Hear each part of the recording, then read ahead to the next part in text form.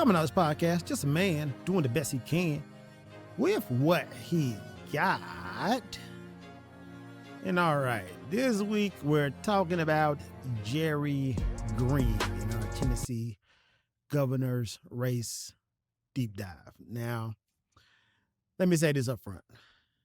I'm getting this information directly from the candidates' website, their social media pages, their public appearances, and what I can actually find out about them.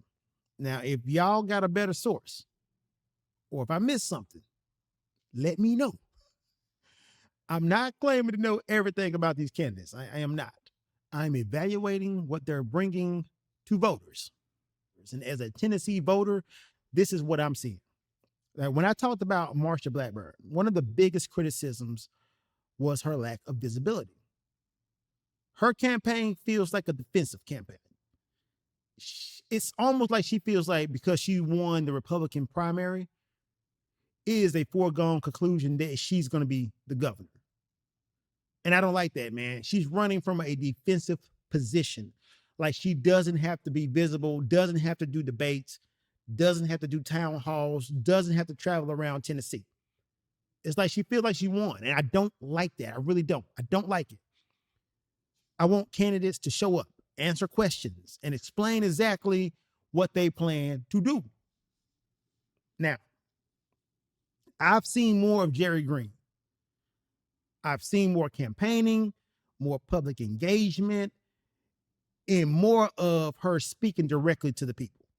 Now, that could be because she's based in West Tennessee and I'm in West Tennessee. I'm acknowledging that possible bias. I'm acknowledging that, but I'm going by what I actually see. Like, I gotta go by what I actually see. Like, some people will accuse me of like being a homer for the Democratic side, and that's not what this is, man. It really isn't. I'm doing the same thing with every candidate. And next week, I'll be doing an independent. I will. Now, when you first visit Jerry Green's website, you definitely see the donate button. She wants your money. That's the first thing you're going to see. Hey, donate. There's no hiding that. But you also see information about early voting and the introduction explaining who she is. Like, she describes herself as a lifelong Tennessean, lawyer, public servant, educator, and mother of three. Like, she talks about living in Memphis, Nashville, and Knoxville. Like, she highlights her work as a public defender, her advocacy for living wages in the Memphis City Council, and her work involved in healthcare access and fundamental freedoms in county government. Like, so right away, I noticed a major contrast between her website and Marsha Blackburn's. Blackburn's campaign introduces you to Donald Trump before she even introduces herself. I need to see Marsha Blackburn, not Donald Trump. The message appears to be, if you support Trump, support me. Jerry Green's website introduces you to Jerry Green. Yes, she's running as a Democrat, but she's selling herself first, and I respect that. Like, if you want to be governor, tell me who you are, not just which national politician you support. Like, seriously, who are you? What are you going to do? Define yourself. And off the top, man, I love it that Jerry Green is defining herself in her website. Right? Now, let's get to her platform. She lists support for working families, paid family leave, affordable child care, and a living wage. She calls for a stronger public schools, like fully funded classrooms, respected teachers, and honest education without censorship or political interference. Now, on healthcare, she calls for expanding Medicaid, especially to rural Tennessee, while respecting a woman's decision regarding her own health, which I totally support. She also supports background checks, red flag laws, gun locks, clean air, safe water, and climate smart policies. Now, those are goals. They're not plans. And that's one of the criticisms of Marsha Blackburn's website. A list of things you want is not the same as explaining how you're going to accomplish them. But when you scroll down, Jerry Green actually provides what she calls her day one plan. And that got my attention. Off top, the first proposal is housing relief. She says she would use 10 million of TANF funding to help waive security deposits and provide housing assistance for more than 100,000 Tennessee families. Right? And TANF stands for Temporary Assistance for Needy Families. It's federal blocked grant money intended to support low-income families.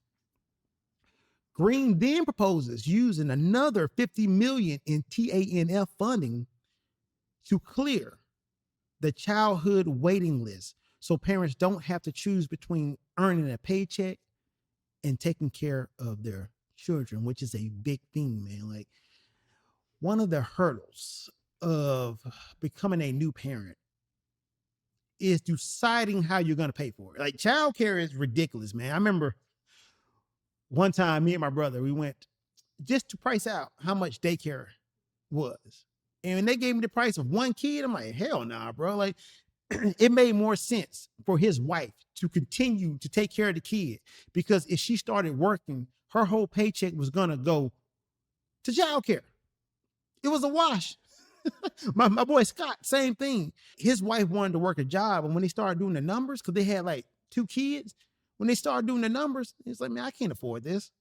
Like, stay home, take care of the kids. Maybe you can start working when the kids go to school. Like, seriously, they made the calculated decision that it was cheaper for her to watch the kids all the way until kindergarten because of the money. Like, having a kid in preschool and pre-K has way more benefits than just, allowing the parents to work. It helps them socialize, and studies show that the earlier you get them into school, the better off they are, right? So those should be main focuses of governors, in my opinion. So say what you want, at least she has a plan to deal with that. And let me say this. If the state is going to call itself pro-life, restrict abortion, and force women to carry pregnancies, then the state better have a serious plan for childcare.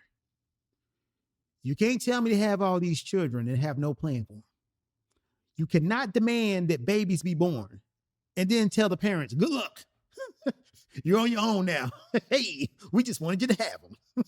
You had the kid now. Personal responsibility. You should have kept it zipped.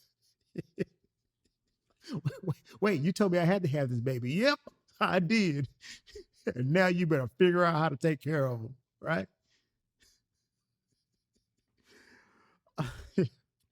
Crazy, man. Her next proposal is the use of 10 million in TANF funding to buy and erase medical debt for more than 100,000 Tennesseans. Now, I'm a little cautious about relying so heavily on TANF money. We need to know whether all these uses would meet federal TANF rules, right? We need to know that, right? Because there is rules to using TANF money. Like, whether the money is already committed elsewhere and whether these programs could continue after the initial funding runs out, right? So I am a little reluctant of that, but at least she has a plan and can tell me where she's getting the money. But Tennessee reportedly still has roughly 305 million in accumulated TANF reserves at the beginning of 2026. So Green is at least identifying a real funding source and giving us actual numbers. And for what I can tell, this is the only candidate for right now, in doing my research, that can actually give you where the money is coming from. I haven't seen that on Marsha Blackburn's website. That is what I've been asking candidates to do. Like, don't just tell me you support affordable housing. Like, tell me how much you want to spend, where the money is coming from, who will qualify, and how many people you expect to help. Her plan also calls for an executive order protecting doctors from prosecution for providing women's health care. Now, I'm completely on board with the principle behind that. I really am. All right. If my family ever faces the horrible choice between saving my wife's life and preserving a pregnancy, I truly believe the state has no damn business in what I decide. That choice belongs to me and my family, and my doctor, not the politician. However, I also want Green to explain exactly what that executive order could legally accomplish. Like a governor cannot simply erase state laws with a pen. They can't. Like, so are you going to lobby the state legislators to change that law? I need more detail because that is important. She also wants to end cooperation between the Tennessee Highway Patrol and ICE. Now, she describes the current arrangement as a state-sponsored harassment of immigrant communities. And I agree. I really do. But given the expansion and overreach we have seen from immigration enforcement, I understand that argument. But once again, I want the details. Which agreements would be terminated? Like what core operations would stop? What would continue when somebody is accused of a serious crime?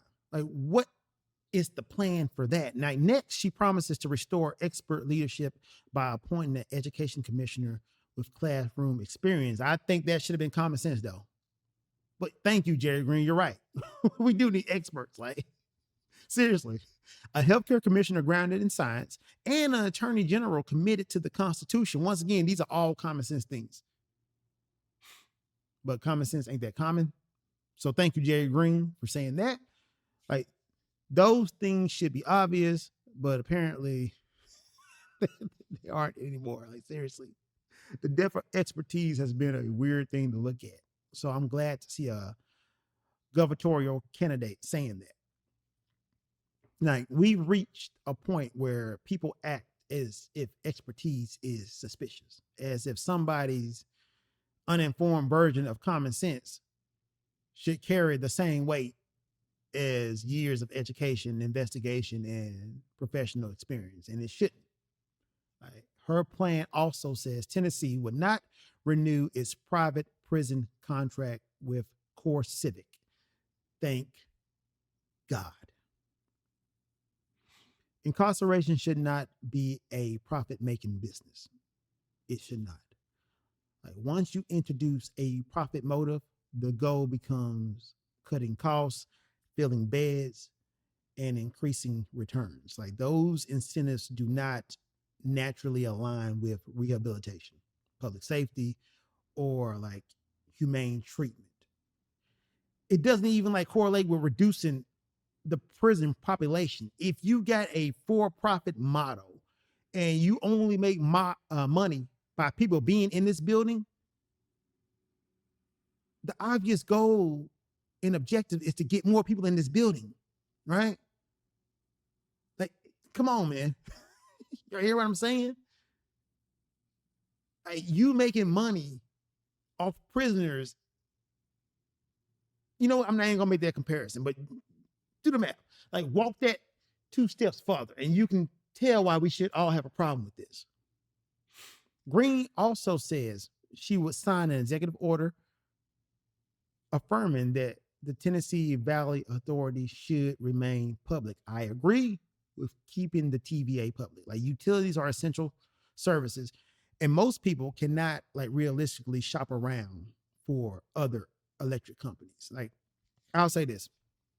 In Japan, the main power source was nuclear energy.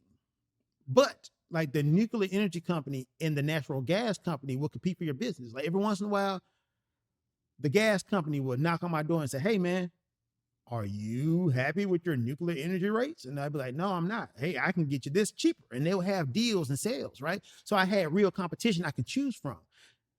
We don't really have that in America, man. Especially not in Tennessee. Like, you have one utility company for that area. That area probably gets its power from TVA, and then they give you a rate on top of that. You have no competition. So if you're going to have like only one provider serving the area, the provider must be accountable to the public and be forced to have like affordability and reliability, like not simply shareholder profits. So yes, I totally agree with Jerry Green on that. However, TVA is a federally owned corporation. A Tennessee governor could like oppose privatization. I mean, it's good she's had the stance, but I do question like how much she can do. But that part of her plan is more of a public commitment than an enforcement guarantee. So now I really want to dig into healthcare because this issue needs to be hit hard. The United States spends billions of dollars supporting healthcare programs and strengthening healthcare systems around the world. Like, historically, America has been the world's largest donor of global health programs. We support every other country's healthcare. And I get it too, man, because healthcare abroad does affect us. Right? And I support helping fight HIV, malaria, tuberculosis, and disease outbreaks in other countries. I truly support that. This is not a argument to stop helping people overseas. But my question is, if we understand that healthcare saves lives overseas, why do we suddenly act confused about healthcare at home? Like, we recognize healthcare as a human need when we fund programs in other countries. But when working Americans ask for affordable coverage, suddenly we're told, hey man, healthcare is a luxury. Government can't help with that. You got a job? Or like somebody might be getting like something they didn't earn. I can't give you health care because if I give you health care, that person over there who didn't earn the health care will get the health care. Meanwhile, you still don't have health care. America does help finance healthcare services and public health infrastructures abroad while remaining the only wealthy industrialized nation without universal healthcare coverage for its own people. Seriously, we give billions of dollars to Israel. And guess what they got in Israel? Universal health care. Seriously. We're the only industrialized country who doesn't do that. Right? Like, that contradiction deserves to be analyzed. It deserves to be confronted. Like, Tennessee has also refused to fully expand Medicaid, like leaving federal money available while rural hospitals struggle and working people fall into coverage gaps. So when Jerry Green says she wants to expand Medicaid, especially in rural Tennessee, that's not some abstract talking point. That is something we need. We need it, man. Look, my family doesn't live in quote unquote rural Tennessee. They live in Fayette County. But the closest hospital is not in Fayette County. It's in Shelby County. We need a hospital close to us in Fayette County. That means more people. If you put that hospital in Fayette County, that means more people will be receiving preventative care before they end up in an emergency room. It means helping people manage diabetes, high blood pressure, cancer, mental health conditions before those problems become catastrophic. It could also mean like more support for rural hospitals that are fighting to keep up and keep their doors open. Right? But I still need her to show me a full plan. Like, how many Tennesseans would gain coverage? Like, how much would the state pay? How much federal money would Tennessee receive? Like, how would she expand or get the suspension through a Republican controlled legislator. Like those are the measurables I'm looking for. So far, though, I'll give Jerry Green credit. Like she has presented more than a collection of slogans. She has identified specific actions, funding sources, dollar amounts, and a number of families she expects to help. So that does not automatically make every proposal like great. I'm not saying that, but it gives us something concrete to investigate, question, and debate. And that's already more substance than I've found in any page of Marsha Blackburn's campaign website. And let me just say this, man. I was digging through Jerry Green's website. And one thing she has, and I'm glad she brought this up. And let me just pull this up in real time. She has an AI platform, a human first AI agenda. Once again, contrasting that to Marsha Blackburn, who says she wants Tennessee to be the crypto capital of the United States. You're not talking about the people. At least Jerry Green has an approach that says, man, look, human rights. She's going to find large corporations that replace 25 or more workers with AI to pay for local job retraining. Look, man, that's what we need. We need somebody who's going to address the deficiencies in the workforce. Now, I'm going to be honest, man, I have not endorsed any candidate yet. I have not. I'm just going by each candidate, and I'm going to do independent next week, right? But right now, out of all the candidates I have done this research on, thank you, Jerry Green, for actually giving me something tangible to look at. Just something to think about.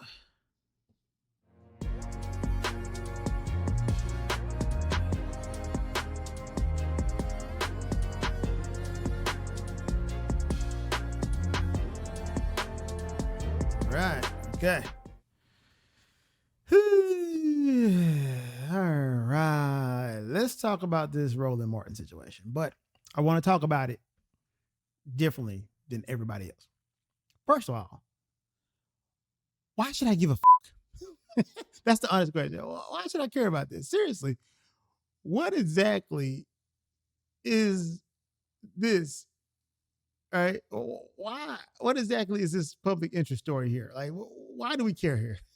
Like, you got unverified claims about Roland Martin circulating online that somebody obtained compromising images allegedly involving him, right?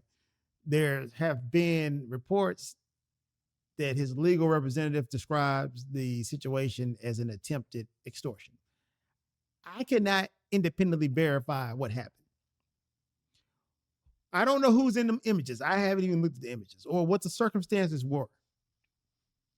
So I'm not going to repeat every salacious detail as if gossip automatically becomes journalism once enough people share it. I'm not.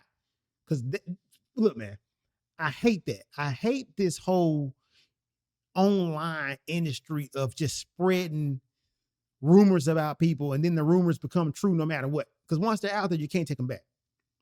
But if alleged conduct involving consenting adults happened, I don't care. I don't care what two consenting adults do. Roland Martin is a media personality. He's not my pastor. I ain't in a relationship with this guy. He's not my personal moral compass. I don't know what arrangements exist between him and his wife. I don't know, bro. It's more than one way to do relationships in 2026. I don't know what the conversation they had or like what violates their marriage. I don't know what agreements they have. If his wife can forgive him, who the hell am I not to? Seriously, I really don't. Like, the potentially important story here is not Roland Martin. No, the important story is whether somebody obtained private material and attempted to embarrass and control and extort him. That should be the conversation, man. That's the conversation we all should be having. Why does somebody believe they can take another person's private moments, post them online, and use public humiliation as a weapon to get money or to shame them? Shame is the product being sold here. Like, the person holding the material wants Roland Martin to panic. Like, the blogger wants attention. The platform wants engagement. The audience wants entertainment. Everybody gets something except the person whose privacy has been exploited.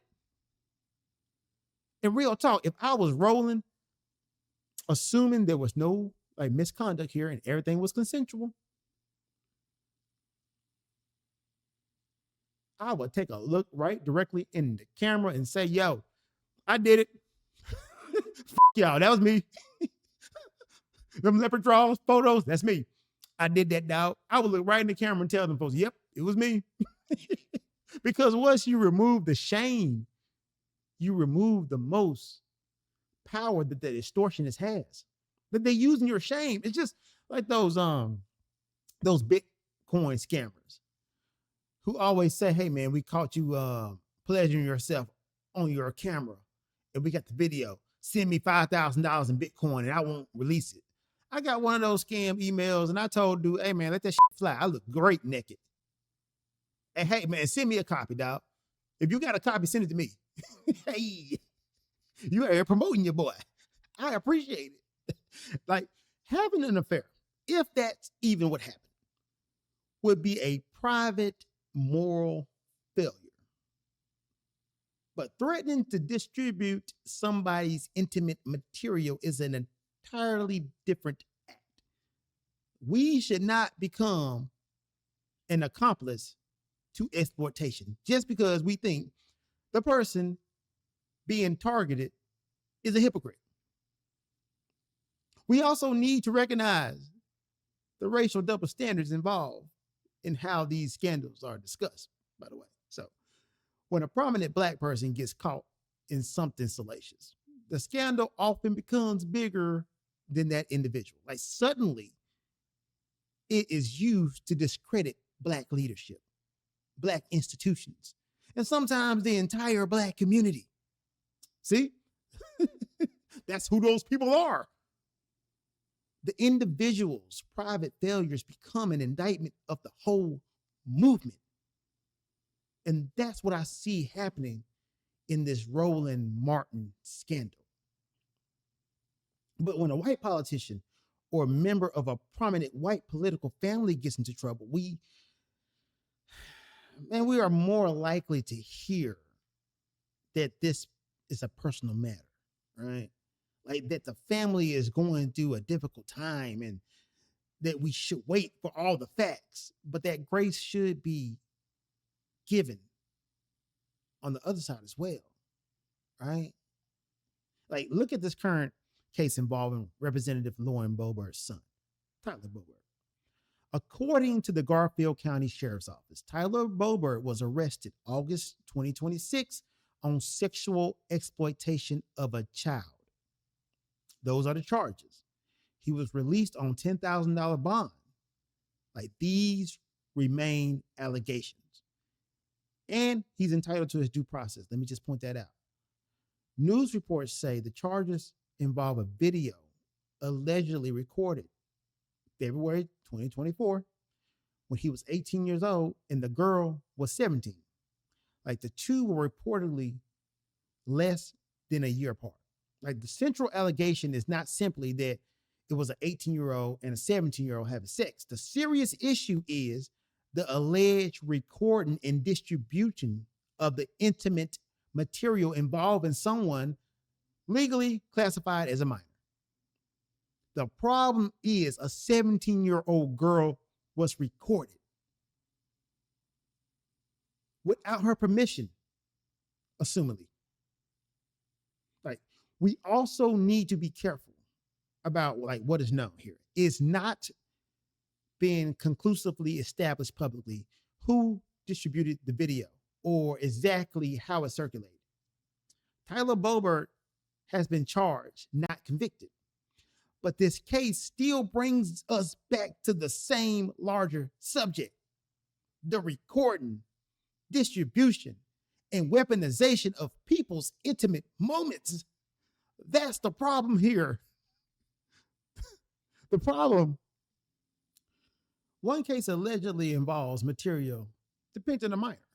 The other involves unverified claims about a grown man's private sexual conduct. Those situations are legally and morally different. The common thread is the digital exploitation. Like, we've created an online economy where humiliation is profitable. A private image gets leaked, bloggers monetize it, social media accounts repost it, algorithms recommend it, and millions of people participate in violating someone, all while pretending they're merely discussing the news. But they're really just exploiting somebody else's misery. Like, no, if you are reposting somebody's private sexual material without consent, you are not simply committing exploitation. You are participating in it. You're not commenting on exploitation. You are participating in exploitation. The person who records, or distribute the material without consent should be held accountable. The person threatening publication for money or leverage should be held accountable. Bloggers who knowingly publish exploitative material should be held accountable. Platforms should be responsible for providing a fast removal process, eliminating like duplicate uploads, preserving relevant evidence, and preventing their algorithms from turning abuse into trending content. Like, the Federal Takedown Act now requires covered platforms to provide a process for removing non-consensual intimate images. Like, after receiving a valid request, they generally must remove the material and known identical copies within 48 hours. Like, that's a start. But enforcement has to be real. Platforms should not be allowed to make money from exploitative content for 3 days and, collect millions of impressions and then quietly remove it and be like, hey man, all the damage is done. No, the material may involve a minor. The standard should be even stricter if it does. Like, do not download it. Do not screenshot it. Do not repost it. Raise awareness. Right? Inform authorities.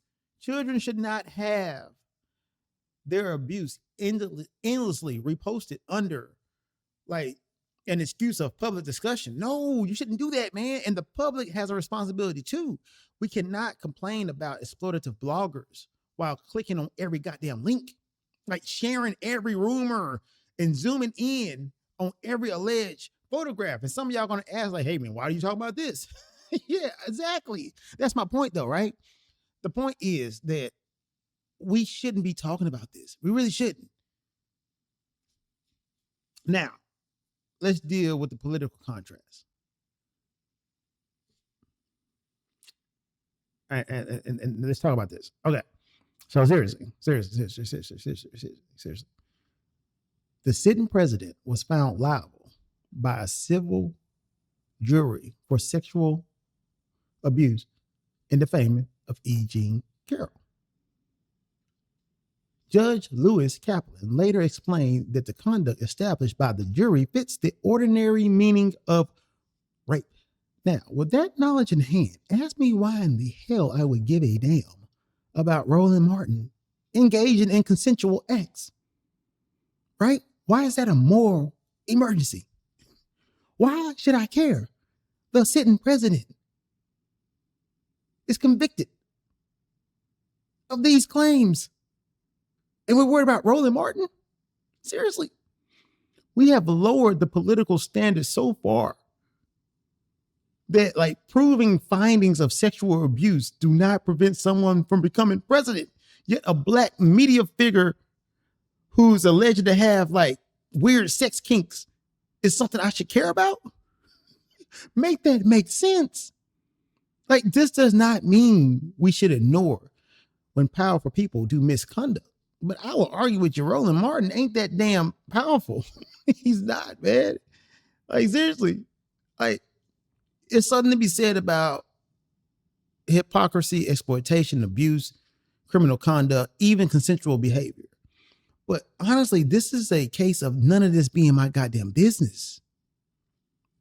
Consent is the dividing line. Like, two adults voluntarily doing something consensually in private, it's not the same thing as sexual abuse. Like, cheating on a spouse is not the same thing as rape. It's not. Recording someone without consent is not the same as like consensually making a private recording. And look, when y'all find out later on that I'm a sexual deviant, just know everything that comes out, it was consensual for me. Like, we flatten all these situations into like sex scandals. And that prevents us from discussing what's actually really happening and what the actual harm is. Like, and I also want to be fair to Lauren Boebert, right?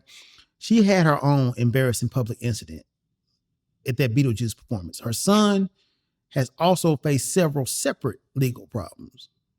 Like, I could connect all of those and declare it a pattern of immorality within her family. Like, even, Lauren Boebert's ex-husband has things like that. But I'm not even going to do that. I'm not going to do that. Seriously. But that would reproduce the exact behavior I'm criticizing if I did it. If I did that, I would be the same guy who's telling y'all don't do it. Parents do not automatically own every action committed by their adult children. Like, Lauren Boebert should be judged on her conduct, her political positions, and the response to these allegations. Tyler Boebert should be judged individually because those were his actions. That's the grace Black families should receive too. If this involves a prominent Black Congresswoman and her Black son, do we honestly believe that every commentator would be carefully discussing like the mother and the child and how they're separated and they shouldn't be held accountable or connected together? Or would some people just immediately start talking about how dysfunctional Black families are? Oh, it'd definitely be something about absentee fathers and sexual deviance and the alleged moral collapse of the Black community. That's the double standard I want to point out. However, the answer is not dehumanizing Boebert's family. Well, the answer is to stop turning every individual failure of a Black person into evidence that the whole Black community collectively has failed. Much like white people do not answer for the failings of all white people, that shouldn't be the standard for Black people either. As I said when discussing Jesse Jackson, the voice should never become bigger than the movement. The personality should never become bigger than what we're fighting for. And if Roland Martin turns out to be flawed, then Roland Martin is flawed. That doesn't automatically make everything Roland Martin was talking about false. Like, Martin Luther King Jr. allegedly had affairs with white women. Hey, John F. Kennedy had affairs allegedly with Marilyn Monroe. That doesn't negate all the good stuff they did. Adults should be capable of holding two thoughts at once. A person can contribute something valuable and still be deeply flawed. Like, that's just it, man. You can criticize the flaws without erasing the contributions. Like, you can condemn the hypocrisy without participating in the exploitation. That's where I land on Roland Martin. If evidence emerges of abuse, then that's a whole different story that we need to talk about. But as it stands now, man, it's an act between consensual adults that was recorded, and now Roland Martin is being exploited. And I think we should take a little bit more concern with him being exploited. But if this is simply somebody trying to humiliate him with private material involving consenting adults, I'm not going to participate in that. The real scandal is an internet culture that turns privacy into entertainment. A culture that rewards extortion as attention. and allows platforms to profit while somebody's life is being torn apart. Like, that's the conversation we should be having. And that's something to think about, man. And that's coming out of this podcast with Marcus L. Spade Johnson, man. Thank you guys for rocking with me. Follow me on the Facebooks and all the other socials and whatever. Like, follow, or don't like. I don't give a damn. Love you guys. Peace.